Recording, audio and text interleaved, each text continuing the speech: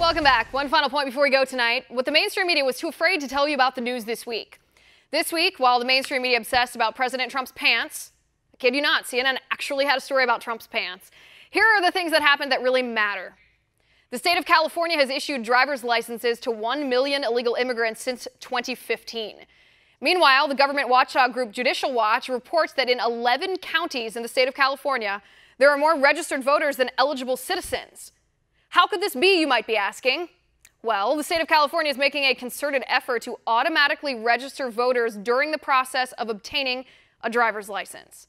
Funny how the mainstream media didn't tell you about that, right? All the mainstream media reported was how great it was that hit-and-run accidents were down because illegals weren't afraid to face the police without licenses. No word at all on the massive voter fraud potential.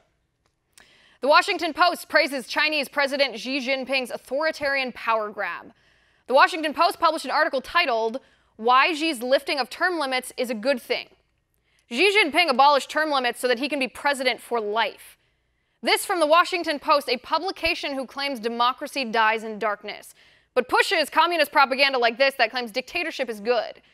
But did the mainstream media report on this hypocrisy? Oh no, they did not. They were too busy telling us fake news about Russian collusion and that being a threat to our democracy to call out an actual threat to freedom and liberty and democracy.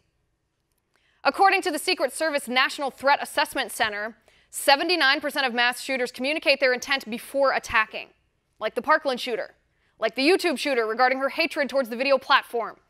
Nearly 8 out of 10 mass shooters tell somebody before they wage their attack. Yet the mainstream media doesn't even report this statistic because it doesn't fall into the liberal gun control narrative. Shame on them.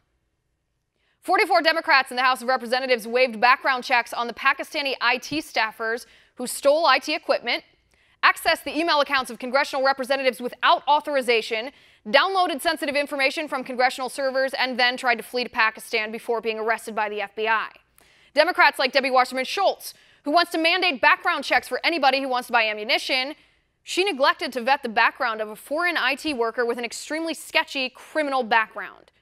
Funny how the mainstream media didn't care enough to tell you about this story. The vice chair of the Democratic National Committee tweeted that we should repeal the Second Amendment.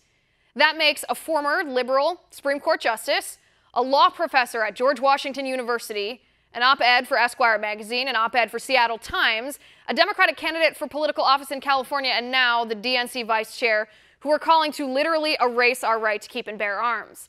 But nobody is trying to take your guns, liberals say. Yeah, right. The mainstream media doesn't care to report any of that to you, so we will. And that is my final point. You can reach me on Twitter at Liz_Wheeler. If you liked the show, please send me an email at oann.com/contact.